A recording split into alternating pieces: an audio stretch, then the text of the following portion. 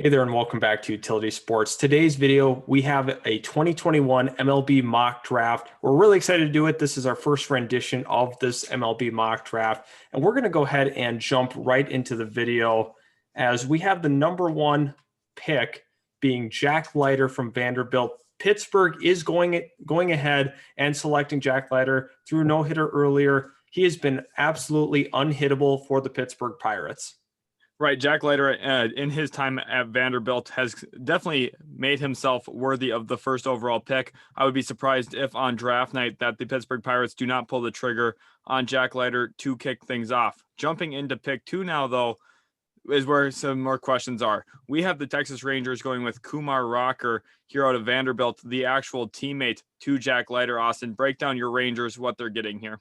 Kumar was the favorite to be the number one pick preseason. However, that has changed. Jack Leiter has been absolutely dominant in his time at Vanderbilt. Kumar Rocker, a couple more questions.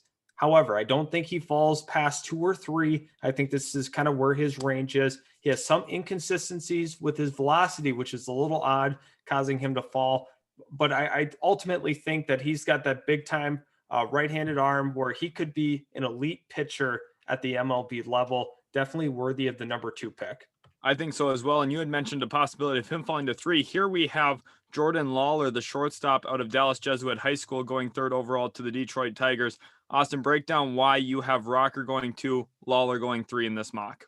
I think for the Texas Rangers, they are looking for a big power arm, and obviously they do get that with Rocker at number 2. Now, the guy that is the 5-tool player in this class is Jordan Lawler. Really, really impressive in all categories. Detroit is looking for some more hitters. They have the current minor league system for MLB pitchers. Obviously, they have Casey Mize, who's at the major league level, but Matt Manning's another one. I really like this for the Tigers, getting a star shortstop at the prep level. I think he's going to be a really special player, and he was worthy of the 2nd overall pick, but I think the Rangers are looking for that true power arm.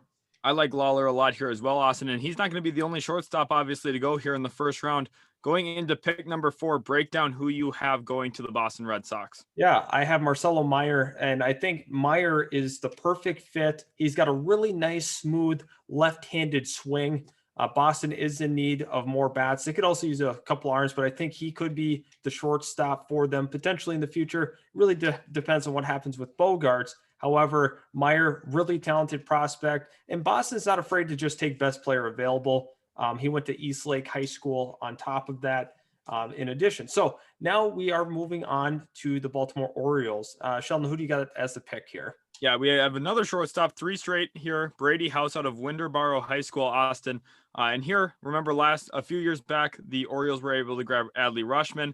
They're really building everything up here in Baltimore. They've had a very good past couple drafts, and it's about trying to get some more bats in the lineup there. Trey Mancini coming back to the lineup this year has been very good for the Baltimore Orioles, but I think all in all, they need to look for some more everyday players.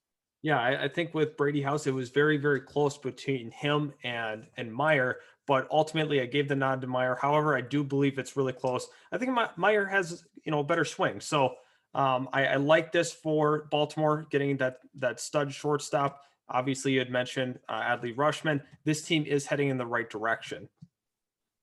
At 6 now, we've got the Arizona Diamondbacks here, and we actually see our first catcher go off the board here, Henry Davis out of Louisville, Austin. Why are the Diamondbacks prioritizing catcher at this point of the draft? Right now, they don't have one in the system that I feel comfortable at the major league level. I think that Henry Davis is the best pure hitting catcher in this class. I really like him out of Louisville. Now for the Diamondbacks, it makes all the sense in the world to go ahead and solidify that backstop. I think it's very important that they add a hitting catcher as well. He has a competent arm enough to where at the major league level, he can stick at catcher. So that is the pick. Right. We see our first catcher go off the board here in the 2021 MLB mock draft here on the channel. And now we have the Kansas City Royals up on the clock, Austin, and you have them go with outfielder Colton Cowser out of Sam Houston State. Break down what Cowser brings to the MLB. Yeah, so for Cowser, this is a little bit of a reach. I think his bat has brought him up into this top 10 range. However, there are some people that believe he is in that 20 range. I think he will eventually work himself as to being the number 7 overall pick. Kansas City looking for some outfield help potentially in that minor league system, a little thin in that department. Kauser could be a really good addition to this team. I like that selection a lot. You're looking at Kansas City adding someone into their lineup that is much needed. Now moving on to 8, we have the Colorado Rockies actually going with a shortstop here, Matt McClain out of UCLA.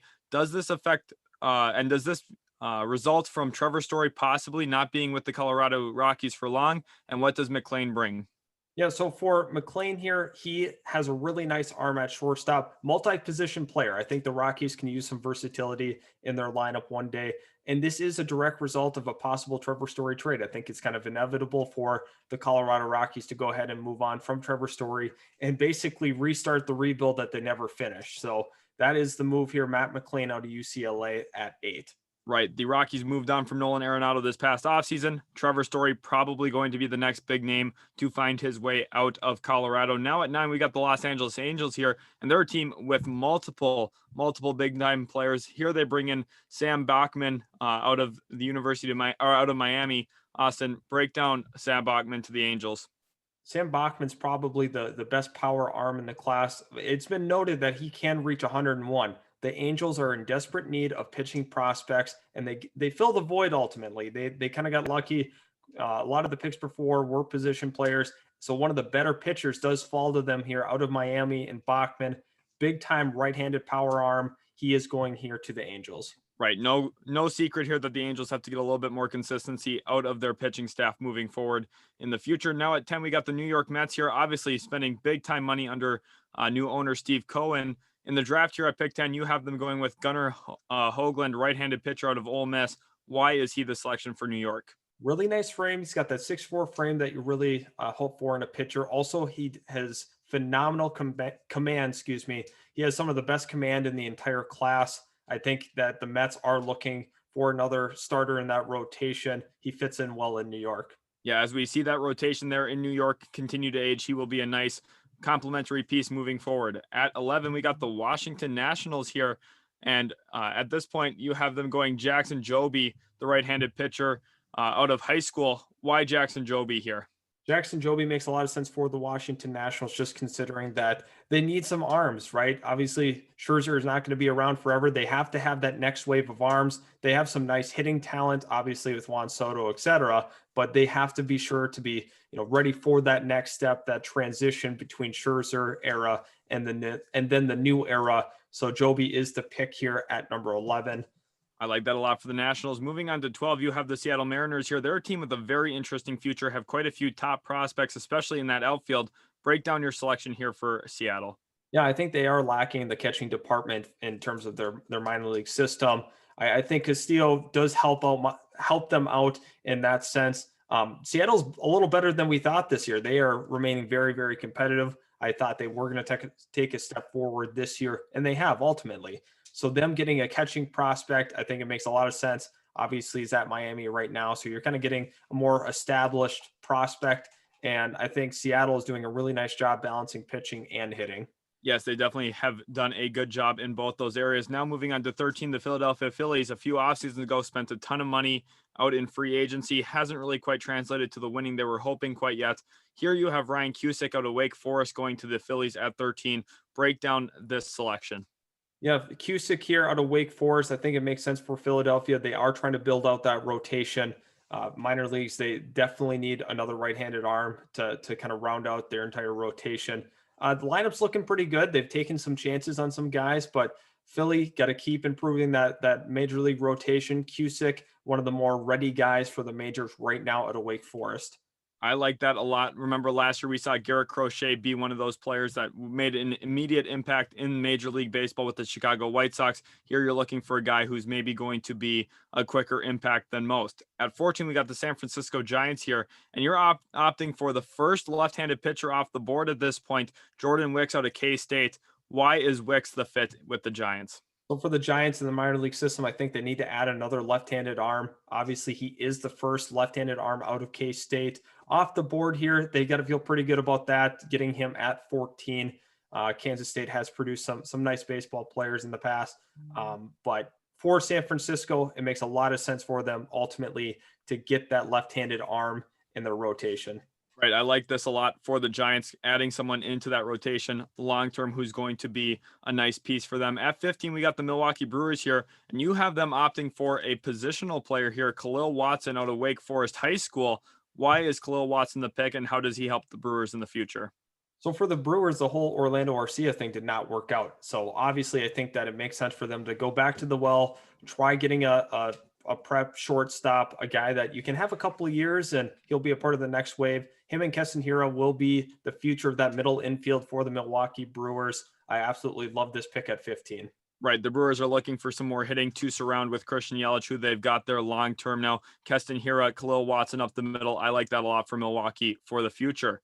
At pick 16, we got the Miami Marlins here, Austin, and this is an exciting player with some two-way potential. Breakdown Bubba Chandler. Yeah, so Bubba Chandler, obviously, you see the two-way.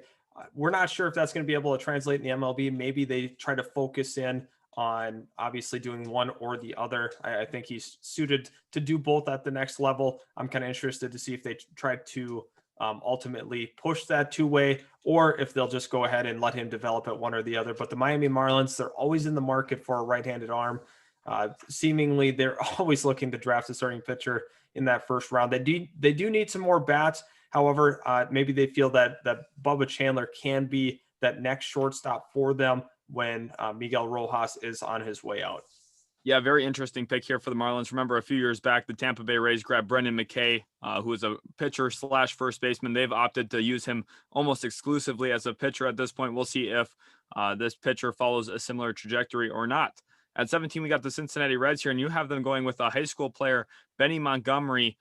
What do you think about Benny Montgomery? Why is he a Cincinnati Red? I think overall the Reds are going to be looking in the outfield. I think he could give a nice bat for them. Obviously, a prep guy, a little bit of a risk with some of these prep guys, but ultimately some of them really pan out. So I guess it really depends on trust your scouting department, trust your eyes, and I think the Reds here are going to take a little bit of a risk on Benny Montgomery. I really like the pick. Yeah, outfield became a much bigger need for Cincinnati, especially in their minor league system after trading Taylor Trammell 2 years back for Trevor Bauer. Obviously, they lost Bauer in free agency as well. At this point, they're kind of hitting the reset button there, looking at the outfield. On to pick 18 now at this point. We have the St. Louis Cardinals here. Austin, break down the selection. Who'd you go with? So I think St. Louis has a pretty good rounded out roster. Once again, I think that they could use another pitcher. They are going to the well with a prep pitcher in case Chase Petty. I'm kind of interested to see how the mock drafts change a little bit as we progress, obviously towards the end of the high school season, and then concluding the college season. We have a lot of prep guys here in the first round, but we have some big time talents, especially in the pitching department. Right. A lot of these kids are still putting together some of their numbers for the year. That has definitely some impact on how these GMs are looking at them, possibly where their stock could fall to during the MLB draft. Moving on to pick 19 now, we have the Toronto Blue Jays, and Jaden Hill is the pick here out of LSU. I know you like Jaden Hill quite a bit. Break down why he goes to Toronto here. I think Toronto, they've done a phenomenal job kind of rounding out their entire lineup. They have some great hitters. Obviously, Nate Pearson's a guy that really burst onto the scene last year as a starter. I think Jaden Hill could have that same kind of impact later on. This is one of those higher potential picks, I believe, here at number 19. A lot of people like Jaden Hill. I do as well. Toronto needs another starter. Jaden Hill goes 19th overall. And as we move into pick 20 here, let's take a look at who you have the Yankees going with. And this might be a surprise one to some of our viewers. Catcher Harry Ford out of North Cobb High School. Why are the Yankees looking at a catcher? The Yankees right now are kind of in the middle with Gary Sanchez. He cannot put together, two consecutive good seasons. He's really struggling. I just think that they're going to be prepared to move on from him. Possibly a possible trade we could see in the future. Harry Ford, another prep guy. You could kind of extend or let Gary Sanchez play out, the rest of his contract, and then you go ahead and develop Harry Ford in the minors. I think this gives you some time to make a decision ultimately on Gary Sanchez. Yeah, we'll see here if the Yankees do opt to go catcher, put themselves in a better situation, especially with that contract negotiation there with Gary Sanchez for the future. Pick 21 now, we've got the Chicago Cubs, and another catcher goes off the board. I believe that's the third of the first round here. This one, another prep catcher, Joe Mack. Break down Joe Mack. Why the Chicago Cubs? I think it's kind of interesting with Chicago Cubs. ultimately we don't know the status of Contreras in the future, but once again, taking these prep guys, you don't have to move them up right away. You can have a couple of years, and for them, they can kind of sit back and they're in it for the long run. I think their rebuild is coming once again. They have some really good players, but I think they're going to ultimately have to tear it down and go long term. Once again, taking a prep catcher out of Williamsville East High School, I think it makes sense. Yeah, you're looking at a long-term approach there, and I think this makes a lot of sense for the Cubs. You're looking at a big question mark with Javi Baez moving into this offseason. Will Chris Bryant be around? There's a few other question marks as well on that roster. We'll see exactly how they manage this moving forward. We're being staying in Chicago here with pick 22 as we have the Chicago White Sox last year. Remember, they went Garrett Crochet. Here you have them going with another right-handed pitcher, Andrew Painter, this time out of Calvary Christian. Why Andrew Painter? I think it's good value. Some people have him as a top 15 pick. Slides to 22 here for the Chicago White Sox. But for Chicago, the rotation is coming along nicely. Obviously, they have Giolito, Kopech, Rodon. There's a lot of nice guys in that rotation. I think they want to shore up the back end of that. Andrew Painter could be that guy for them. Yeah, you're looking at definitely an influx into that rotation there and the pitching staff in general. White Sox go with the pitcher here. I think that makes a lot of sense. As we get closer to the end here, we're looking at pick 23. We're staying in the AL Central here with the Cleveland Indians, and you have them going with an outfielder, Joshua Baez, out of Dexter Southfield High School. Why is Baez the pick here? Cleveland, obviously they have Eddie Rosario. That's more of a short-term thing. They need to add some bats, right? They can develop pitching so well, but they need to be sure that they can back it up with guys in the lineup that can hit. And that is what Baez gives you here. I love this for Cleveland. You have to ensure that you have a competent lineup on the field with that stellar rotation that's developing. Right, looking at the Indians, they've developed so many great starting pitchers, so many great arms that have been phenomenal in the MLB. At this point, you have to look at their question mark being, hey, we need more bats. Joshua Baez hopefully going to fill that for the future. 24 now we move on to, and we got the Atlanta Braves here, outfielder Will Taylor out of Dutch Fork High School.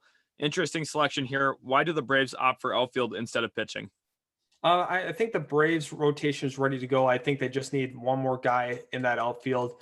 This once again, you're banking on some potential here. This is not necessarily positional need filling. This is just banking on a guy with some high upside. I believe that is Will Taylor, another prep guy. A ton of prep guys going in this first round, but he's got some big time pop.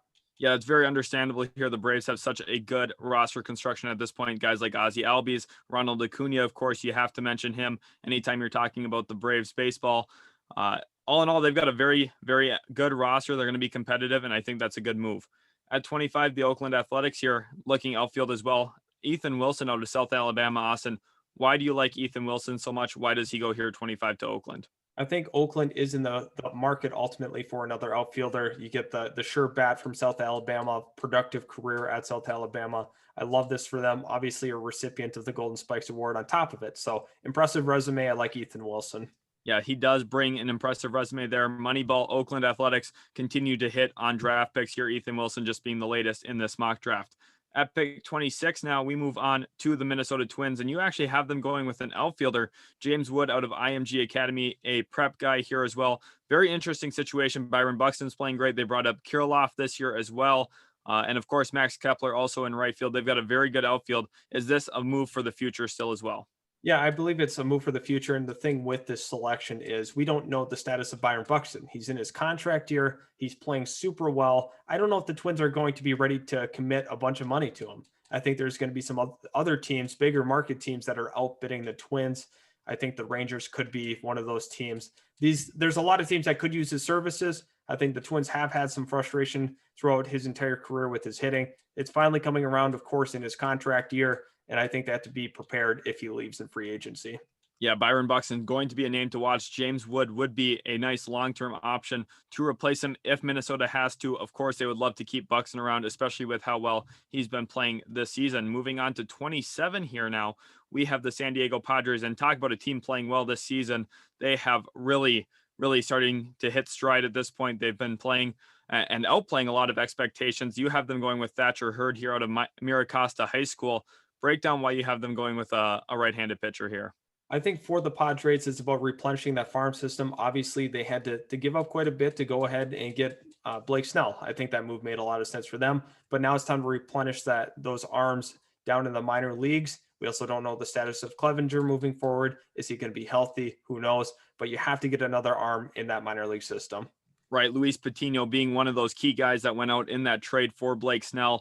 They need to start replenishing those arms like you talked about. Thatcher Hurd, a great selection here, someone who has high potential. Younger kid coming out of high school. I like this move for San Diego. At 28 now, the second to last pick in the first round, we do have the Tampa Bay Rays here, and you have them going with right-handed pitcher Will Bednar. Obviously, the Rays are known for developing pitching. Why do you opt for yet another pitcher at this point? I think that's just what the Rays do. They love developing pitchers. They love having a flux of pitchers in that minor league system. For the Rays, obviously, they traded away Blake Snell. They got rid of Charlie Morton. It's a youth movement in Tampa, like always. So they're going to go ahead and select another starting pitcher, make sure as a whole that organization is strong at that starting spot. Right. Nick Basitko last year, Will Bednar this year. The Rays continue to do what the Rays do, find good pitching late in the first round specifically. At pick 29 now, the final pick of the first round, because of course the Houston Astros did have their pick stripped this year, is the Los Angeles Dodgers, and you have them going with a shortstop, Alex Mooney out of St. Mary's Prep. Breakdown, why is this move for the future a good one for the Dodgers? We have to remember that Corey Seager's contract is up at the end of the season. We're not exactly sure what's going to happen with Gavin Lux in terms of where he's going to play. So just having that insurance policy, Alex Mooney, another prep guy from St. Mary's, I think he would fill in the void nicely for the Dodgers. Just getting another bat potentially to replace a guy like Corey Seager. Yes, definitely. The Dodgers do have a lot of talent right now. It's all about trying to maintain the talent for the future. Moving on here to the next couple slides, Austin. These are ones you put together yourself here if you want to take the reins on this here. Yeah, so I have some potential supplemental and late round picks that could be interesting. Sheldon Woolman, catcher out of West Lutheran High School, had some knee issues early on. However, I think he could develop into a nice MLB catcher at that next level. Not getting a lot of looks right now, but I think he could be one of those sleepers in the draft. He's been known as a nice pitch framer. He's kind of quirky in the field, a lot of slapping to right field, but kind of an interesting prospect moving forward. I got a red flag medical on his knees, though. Next player, Austin Hosa to Kimball High School, right-handed pitcher. Had some elbow issues early on, but I think he kind of came into his own groove. I think that could be an interesting pick in those supplemental rounds. Who knows what the future is going to hold for these two, but very, very interesting prospects moving forward. Thanks for tuning in. I do appreciate you guys watching our video. Subscribe if you're new. We love baseball, and we will continue to push out more baseball content. Also, leave a like on the video if you did enjoy the mock draft today. Thank you again for tuning in, and we will see you guys in the next video.